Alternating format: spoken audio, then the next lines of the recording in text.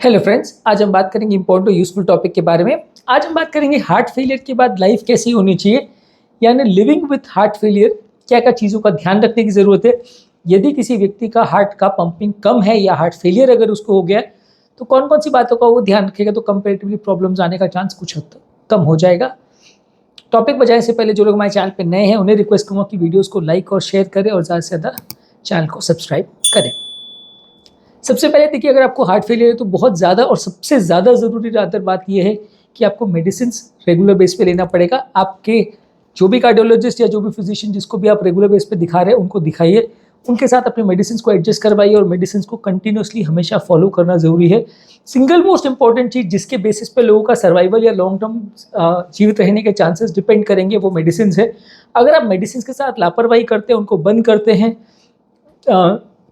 Medicine के doses को अपने हिसाब से एडजस्ट करते हैं, मेडिसिन के साथ बहुत ज़्यादा लापरवाही का बिहेवियर करते हैं, कभी लेते हैं कभी नहीं लेते, इस तरह का इराटिक अगर बिहेवियर होता है तो प्रॉब्लम्स आने का चांस कई गुना बढ़ जाता है। तो इसलिए सबसे ज़्यादा ज़रूरी है प्रॉपर कार्डियोलॉजिस्ट या प्रॉपर फिजिशियन को दिखाएं, मेडिसिन एडजस्ट करवाएं और मेडिसिन को फॉलो करें। उसके साथ छेड़छाड़ या मजाक नहीं करें, नहीं तो आपकी ज़िंदगी खुद एक प्रॉब्लम बन जाएगी और आपको हार्ट फेलियर का मैनेजमेंट बहुत दिक्कत देने वाला है अगर आप उसको प्रॉपरली ध्यान नहीं देंगे तो। नेक्स्ट है, लाइफस्टाइल को इस हिसाब से मॉडिफाई करके रखिए। आपकी लाइफस्टाइल में आपका डाइट बहुत ज़्यादा ज़रूरी है, डाइट पर प्रॉपर ध्यान रखिए। हार्ट फेलियर के डाइट पर, एक्सरसाइज पर, फ्लूइड मैनेजमेंट पर और ये सब चीज़ों पे हमने ऑलरेडी वीडियोस की है जो कि आप हमारे हार्ट फेलियर की प्लेलिस्ट पर देख सकते हैं। डाइट हार्ट फेलियर के हिसाब से ज़्यादा प्रॉपरली मैनेज होनी चाहिए, उसमें आपका नमक कम होना चाहिए, ताज़ा फल सब्जी वगैरह ज़्यादा लेना चाहिए, होल ग्रेन्स को ज़्यादा लीजिए, ओट्स वगैरह को ज़्यादा लीजिए, हेल्दी फैट्स लीजिए, विटामिन मिनरल ज़्यादा लीजिए, कार्बोहाइड्रेट्स और फैट्स को थोड़ा कम रखिए। नेक्स्ट है फ्लूइड मैनेजमेंट। कितना आपका हार्ट फेलियर है उसके हिसाब से डिसाइड होगा कि आपको फ्लूइड को कैसे मैनेज करना है। यदि हार्ट का पंपिंग अच्छा है तो फ्लूइड मैनेजमेंट रखने की या फ्लूइड को रिस्ट्रिक्टेड रखने की कोई खास ज़रूरत नहीं है। अगर आपको सांस फूलने का प्रॉब्लम नहीं है, पंप फंक्शन 45-50% है, तो कोई फ्लूइड रिस्ट्रिक्शन की ज़रूरत नहीं है। पर अगर पंप फंक्शन कॉम्प्रोमाइज है, 25-30% इंजेक्शन फ्रैक्शन है और अगर आपको हार्ट फेलियर के सिम्टम्स है, सांस फूल रही है, घबराहट, पसीना हो रहा है, रात को सोने में सांस फूल रही है, तो डेफिनेटली आपको फ्लूइड मैनेजमेंट करना पड़ेगा, फ्लूइड रिस्ट्रिक्शन करना पड़ेगा। नेक्स्ट है फिजिकल एक्टिविटी करना, रेगुलर बेस पे एक्सरसाइज करना वो ज़रूरी है। जितना ज़्यादा और जितना विग्रेसली हम अग्रेसिवली एक्सरसाइज करते हैं, एटलीस्ट आधा घंटा सुबह शाम एक्सरसाइज करना चाहिए। गाइडलाइंस कहती है कि हफ्ते में आप 150 मिनट या दिन का आधा घंटा भी आप करो तो चलेगा, पर आई रिकमेंड कि एटलीस्ट 1 घंटा एक्सरसाइज करना चाहिए। वो आपकी ओवरऑल हेल्थ को इम्प्रूव करेगा, हार्ट के पंप फंक्शन को इम्प्रूव करेगा, कोलेस्ट्रॉल्स को इम्प्रूव करेगा, स्टैमिना बिल्डिंग करेगा, तो लॉन्ग टर्म आपको ज़्यादा फायदा मिलेगा। नेक्स्ट है कि स्मोकिंग बंद रखिए। अगर आप स्मोकिंग को बंद रखेंगे तो उससे आपके नलियों में क्लॉट होने का चांस और हार्ट में स्मोकिंग रिलेटेड जो प्रॉब्लम्स होने का चांस है वो कम हो जाएगा। उसी तरह से अल्कोहल को भी बंद रखिए तो अच्छा है। इसके अलावा रेगुलर मॉनिटरिंग और फॉलोअप जरूरी है। आपको आपके डॉक्टर को रेगुलर बेस पे दिखाते रहना है, मेडिसिन कैसे चल रही है, कितने डोज पे देनी है, सब ठीक चल रहा है कि नहीं चल रहा, डोजेज को एडजस्ट करने की ज़रूरत है या नहीं, इसके लिए रेगुलर मेडिकल हेल्थ चेकअप कराएं। इसमें साल में 1 से 2 बार ब्लड रिपोर्ट्स और साल में 1 आध बार इको ट्रेडमिल एटलीस्ट इतना कराएं तो अच्छा है। तो इससे आपको पिछले साल के कंपैरिजन में पंप फंक्शन में कितना चेंजेस आ रहा है, ओवरऑल स्टैमिना में कितना इंप्रूवमेंट आ रहा है और आपका ट्रेडमिल टेस्ट के परफॉर्मेंस में कितना इंप्रूवमेंट आ रहा है, आपका ब्लड रिपोर्ट्स में कोई चेंजेस तो नहीं आ रहे, ये सारी चीज़ें पिकअप होंगी, कोई नए ब्लॉकेजेस वगैरह तो नहीं आ गए, ये सारी चीज़ें रेगुलर बेस पे पिकअप होती रहेंगी। तो आपका दवाओं का रिस्पॉन्स और सारी चीज़ों का ट्रैक रिकॉर्ड रखने के लिए बहुत ज़रूरी है कि आप रेगुलर बेस पे डॉक्टर्स को फॉलोअप करें। अब इसमें क्या होता है कि भले दवा आपको सारी चल रही हो लेकिन किस अप्रोप्रिएट डोज पे चल रही है कि नहीं वो भी बहुत ज़्यादा इंपॉर्टेंट है। क्योंकि कई बार क्या होता है कि अगर आपकी मेडिसिन किसी भी कम डोज पे चल रही है या सही डोज पे नहीं चल रही है तो भी आपको जितना एक्सपेक्टेड फायदा मिलना चाहिए उतना नहीं मिलेगा। जो रिजल्ट्स मिलने चाहिए मेडिसिन द्वारा वो भी बहुत ज़्यादा डोज डिपेंडेंट होते हैं।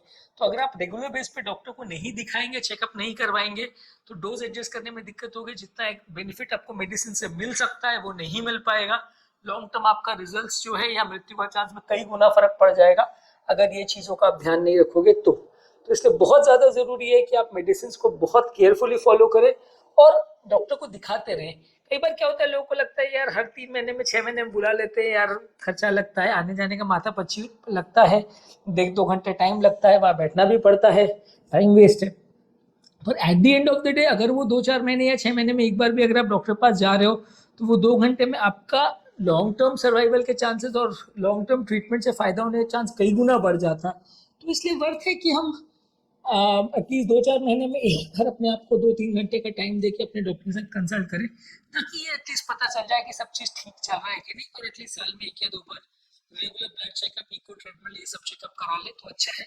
मेरे यहाँ पे तो वैसे जो भी कार्डियक पेशेंट्स आते हैं, जितने बार भी फॉलोअप के लिए आते हैं, हर बार मैं उनका इको देखता हूँ। उनको मैं चार्ज नहीं करता हूँ उसके लिए, पर लेकिन हर बार उनका इको देखता हूँ स्क्रीनिंग, ताकि मुझे भी पता चल जाता है कि उनका रिस्पॉन्स कैसा है, मेरी दवाओं का रिस्पॉन्स आ रहा है कि नहीं, कोई कंडीशन डिटोरिएट तो नहीं हो रही। और अगर डिटोरिएट हो रही तो सिम्टम्स होने से पहले पता चल जाए कि डिटोरिएशन हो रहा है। क्योंकि कई बार क्या है कि सिम्टम्स का अगर हम वेट करते हैं तो बहुत लेट हो जाता है। सिम्टम्स जब होता है तब हार्ट पूरी तरह फेल हो चुका होता है और तब पता चलता है कि पेशेंट को आने में बहुत लेट हो चुका है। तो इसलिए रेगुलर चेकअप करने से आपको जल्दी पता चल जाता है कि कंडीशन सुधर रही है कि बिगड़ रही है, तो आप डोजेस को हिसाब से एडजस्ट कर सकते हो। नेक्स्ट है इमोशनल और मेंटल वेलबींग का ध्यान रखना। हार्ट पेशेंट में कई बार ये प्रॉब्लम आती है कि वो मेंटल डिस्ट्रेस या साइकोलॉजिकल प्रॉब्लम्स में चले जाते हैं, डिप्रेशन में चले जाते हैं, क्योंकि उनको लगता है कि हार्ट फेलियर है और दिमाग बहुत ज़्यादा स्ट्रेस में चला जाता है। तो अगर आप प्रॉपरली ध्यान रखेंगे और सब चीज़ों को प्रॉपरली मैनेज करेंगे और पेशेंट के इमोशनल वेलबींग का भी ध्यान रखेंगे, उसको प्रॉपर काउंसलिंग करेंगे, तो डिप्रेशन होने का चांस थोड़ा कम रहेगा। इसलिए बहुत ज़्यादा ज़रूरी है कि हार्ट पेशेंट्स अपने डिप्रेशन का ध्यान रखें, मेंटल काउंसलिंग का ध्यान रखें। और अगर आपके फ्रेंड्स या फैमिली में किसी को बहुत ज़्यादा साइकेट्रिक प्रॉब्लम है तो उसका ट्रीटमेंट भी ले तो भी चलेगा, क्योंकि बहुत सारे हार्ट फेलियर के पेशेंट्स हार्ट फेलियर से कोप इसलिए नहीं कर पाते क्योंकि उनको साथ में डिप्रेशन और एंजाइटी भी हो जाता है, जिसको मैनेज करना मुश्किल पड़ता है और लोगों को ऐसा लगता है कि उनको लाइफ जो है जीने लायक नहीं बची है। तो ये चीज़ों को अगर आप रेगुलर बेस पे अच्छे से कोप करोगे और अपने फ्रेंड्स और फैमिली के साथ प्रॉपर अगर अच्छे रिलेशंस मेंटेन करेंगे, तो हार्ट फेलियर से लड़ना या उसको मैनेज करना भी बहुत ईजी हो जाएगा। इसलिए फ्रेंड्स और फैमिली के लिए भी ज़रूरी है कि वो पेशेंट को सपोर्ट करें, और पेशेंट को भी ज़रूरी है कि अपनी साइकेट्रिक प्रॉब्लम्स को भी समझे, अपनी इमोशनल और मेंटल हेल्थ को भी समझे और उसका सही समय पर सही तरह से ट्रीटमेंट लें। इसके अलावा एक और चीज़ ज़रूरी है कि एक प्रॉपर सपोर्ट सिस्टम मेंटेन रहे, जिससे कि पेशेंट को अगर कुछ भी प्रॉब्लम हो तो वो मैनेज हो सके। क्योंकि हर चीज़ों का समाधान सिर्फ डॉक्टर के पास जाने से और डॉक्टर की दवाइयों को एडजस्ट करने से नहीं होगा। कई चीज़ें ऐसी भी होती है जो घर पर फ्रेंड्स और फैमिली के साथ इम्प्रोवाइज हो जाती है। आपस में लोग चैट ग्रुप्स बना ले, अगर जिनको हार्ट फेलियर है, जिनको सिमिलर तरह की समस्याएं, तो एक दूसरे को सपोर्ट कर सकते हैं, एक दूसरे को काउंसलिंग कर सकते हैं, क्या सही है क्या गलत है वो सारी चीज़ें बता सकते हैं। पेशेंट को एजुकेशन करने में भी मदद मिलती है। तो फैमिली के साथ और आपस में पेशेंट्स अगर साथ में चैट ग्रुप्स वगैरह बना ले या सोशल मीडिया ग्रुप्स बना ले, तो इसमें कई बार उनको फ़ायदा मिलता है और हेल्थ रिलेटेड जो मटेरियल है वो एक दूसरे को ट्रांसफ़र होता है, जिससे लॉन्ग टर्म सबको फ़ायदा मिलता है। तो फॉरेन कंट्रीज़ में इसका ट्रेंड काफ़ी ज़्यादा है कि लोग सपोर्ट ग्रुप्स बना लेते हैं, heart attack support group, heart failure support group, ये सब अलग तरह के सपोर्ट ग्रुप्स होते हैं। यहाँ पे उतना ट्रेंड कम है, लेकिन बहुत ईजी है बनाना। व्हाट्सएप में एक 50-100 पेशेंट्स जो भी आपके डॉक्टर के पास ही हैं या आपके नॉन में किसी को भी अगर हार्ट का प्रॉब्लम है, आपस में ग्रुप बना ले, तो उसमें आपको एक दूसरे से काफ़ी कुछ जानने और सीखने और समझने को मिलेगा और मेंटल स्ट्रेस और एंजाइटी थोड़ा कम होगा। नेक्स्ट इंपॉर्टेंट चीज़ है स्लीप की क्वालिटी पे फोकस करना। कई बार क्या होता है हार्ट फेलियर में लंग्स में पानी भरने की वजह से स्लीप कॉम्प्रोमाइज़ हो जाती है, नींद सही से नहीं आती है, जिसकी वजह से भी हेल्थ कॉम्प्रोमाइज़ होती है। लगभग 7-8 घंटे की नींद हर हार्ट पेशेंट की होनी चाहिए, खासकर जिनको हार्ट फेलियर है। तो अगर ज़रूरी हो तो स्लीप मेडिसिन भी ले सकते हैं। इंसोम्निया से रिलेटेड हमने ऑलरेडी मेरे चैनल पर एक वीडियो किया, तो आप चाहे तो उसको देख सकते हैं, उसमें आपको नींद से संबंधित काफ़ी टिप्स मिल जाएंगे। पर अदरवाइज भी अगर आपको नींद से रिलेटेड प्रॉब्लम है तो उसका भी ध्यान रखने की ज़रूरत है, क्योंकि ये भी एक बड़ा इशू होता है जो कि आपकी लॉन्ग टर्म हेल्थ को अफेक्ट करता है। इसके अलावा ज़रूरी है कि अगर किसी पेशेंट का कंडीशन बहुत ज़्यादा खराब है और उसको हार्ट फेलियर इतना ज़्यादा हो चुका है, तो फिर उसका पेन को कम करने के लिए और सिम्टम्स को कम करने के लिए भी मेडिसिन देना पड़ता है, और सिम्टम्स को प्रॉब्लम्स को सॉर्ट आउट करने के लिए भी कई बार अलग से ट्रीटमेंट देना पड़ता है। इसे पैलेटिव थेरेपी बोलते हैं।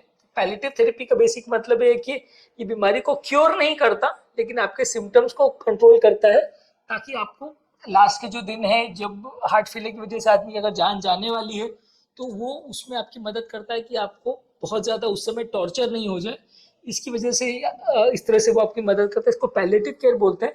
तो जो लोग बहुत ज़्यादा एडवांस हार्ट फेलियर में और इतनी बुरी हालत में कि कुछ भी उनके लिए नहीं कर सकते, वो लोग को पैलेटिव केयर पर भी थोड़ा फोकस करना चाहिए, ताकि उनको हार्ट फेलियर के सिम्टम्स और ब्लॉकेजेस वगैरह के वजह से होने वाला पेन और सफोकेशन से कुछ हद तक राहत मिले, ताकि उनको जो एंड स्टेज लाइफ है उनका वो कुछ अच्छी तरह से बीते।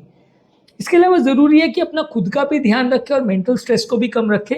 कई लोग क्या होता है, जब सीवियर हार्ट फेलियर हो जाता है तो उनको ऐसा लगता है कि ज़िंदगी जीने लायक नहीं बची, तो ना वो अपनी लाइफ का ध्यान रखते हैं, ना पर्सनल हाइजीन का ध्यान रखते हैं, ना मेंटल स्ट्रेस का ध्यान रखते हैं, ना कपड़ों का ध्यान रखते हैं, ना खाने का ध्यान रखते हैं।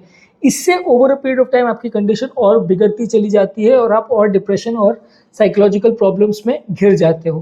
तो आपके लिए ज़रूरी है कि आप मेंटल हेल्थ को भी प्रॉपरली उतना ही ध्यान दें जितना फिजिकल हेल्थ को ध्यान दे रहे हैं। मेंटल हेल्थ पर और अपनी वेलबींग पर भी ध्यान दें, अपने कपड़ों पर, अपनी लाइफ पर, सब चीज़ पर फोकस करें।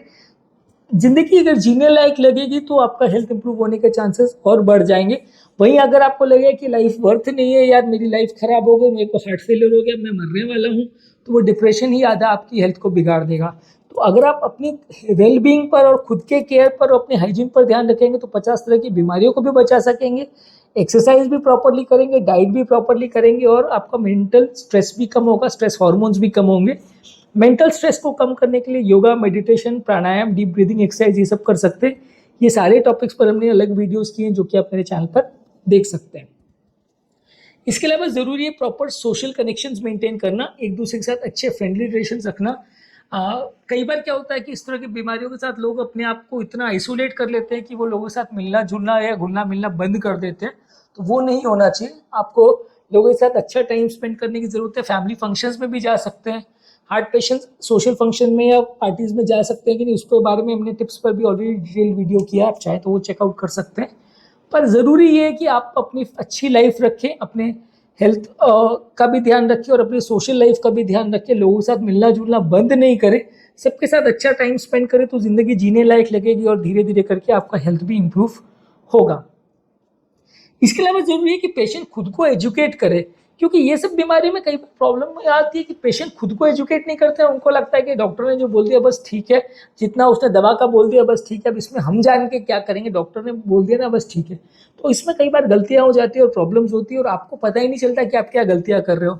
आप जाते हो 3-4 महीने के बाद डॉक्टर के पास और उसमें कई रेलिवेंट चीज़ें हैं जो मिस हो जाती है। कि एज ऑन एन एवरेज यहाँ पे कंसल्टेशन में डॉक्टर लोग आपको 5-10 मिनट का टाइम देते हैं, उसमें आप जितनी चीज़ें डिस्कस कर सकते हो, पर उसमें काफ़ी चांसेस होता है कि चीज़ें मिस आउट हो जाती है तो प्रॉब्लम्स बढ़ जाती है। तो आपके लिए ज़रूरी है कि खुद को आप एजुकेट करें और खुद को एम्पावर करें, ताकि आप बीमारी को समझ सकें कि डॉक्टर जो डिसीजन ले रहा है या जो आपको बोल रहा है वो सही बोल रहा है कि नहीं, और जो वो इंस्ट्रक्शन दे रहा है वो सही है कि नहीं, जो दवाएं मिल रही हैं वो सही है कि नहीं।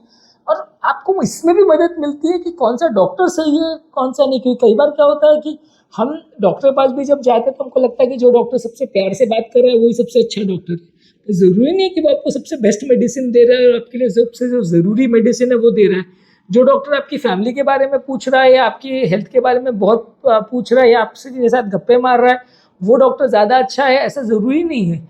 क्योंकि अगर आपका डॉक्टर आपकी रिक्वायरमेंट्स को और आपकी हेल्थ के रिक्वायरमेंट्स को ज़्यादा समझे और उसको सॉर्ट आउट करे, वो ज़्यादा ज़रूरी है रादर देन एक डॉक्टर ऑब्वियसली देखिए अच्छे से बात करे, वो ज़रूरी है, वो भी एक पार्ट है, लेकिन उससे ज़्यादा ज़रूरी है कि वो आपकी मेडिकल प्रॉब्लम्स को ज़्यादा अच्छे से सॉर्ट आउट करे। सिर्फ मीठा बोलने वाला डॉक्टर ही अच्छा है ऐसा ज़रूरी नहीं है। तो इसलिए आपको ज़रूरी है कि आप अपनी बीमारी को बेटर वे में समझो, तब आप समझ पाओगे कि जो मेडिसिन या थेरेपी या जो ट्रेनिंग आपको मिल रही है वो सही है कि नहीं। इसके अलावा हार्ट पेशेंट्स ट्रैवल के टाइम क्या चीज़ों का ध्यान रख सकते हैं, या हाई ऑल्टीट्यूड्स वगैरह पे जा सकते हैं कि नहीं, कोई एडवेंचर स्पोर्ट्स कर सकते हैं कि नहीं, ये सारी चीज़ों पर हमने ऑलरेडी वीडियो किया है, हमारे चैनल पर देख सकते हैं। उसमें टिप्स पर भी वीडियो किया है, वो भी आप हमारे चैनल पर देख सकते हैं। तो आपको काफ़ी कुछ उसमें भी नया देखने को मिलेगा। आज के टॉपिक में हमने बात करी अगर किसी व्यक्ति को हार्ट फेलियर हो जाए तो उसकी नॉर्मली कैसी लाइफ होनी चाहिए, उसको क्या चीज़ों का ध्यान रखने की ज़रूरत है ताकि उसकी लाइफ बेटर हो। एक मल्टी प्रॉन्ग्ड अप्रोच पर हमने बात करी। जो लोग हमारे चैनल पर नए हैं, टॉपिक एंड करने से पहले उन्हें रिक्वेस्ट करूँगा कि चैनल को सब्सक्राइब करें और वीडियोस को ज़्यादा से ज़्यादा लाइक और शेयर करें ताकि ये ज़्यादातर लोगों तक पहुँच पाए। और जो लोग हमारे चैनल पर हार्ट फेलियर से रिलेटेड टॉपिक्स देखना चाहते हैं या हार्ट फेलियर को समझना या जानना चाहते हैं, उसके ट्रीटमेंट और पंप फंक्शन के बारे में जानना चाहते हैं, उनके लिए ऑलरेडी हमारा हार्ट फेलियर का पूरा प्लेलिस्ट अवेलेबल है, आप उसे चेकआउट करें तो आपको काफ़ी कुछ नया सीखने को और जानने को मिलेगा।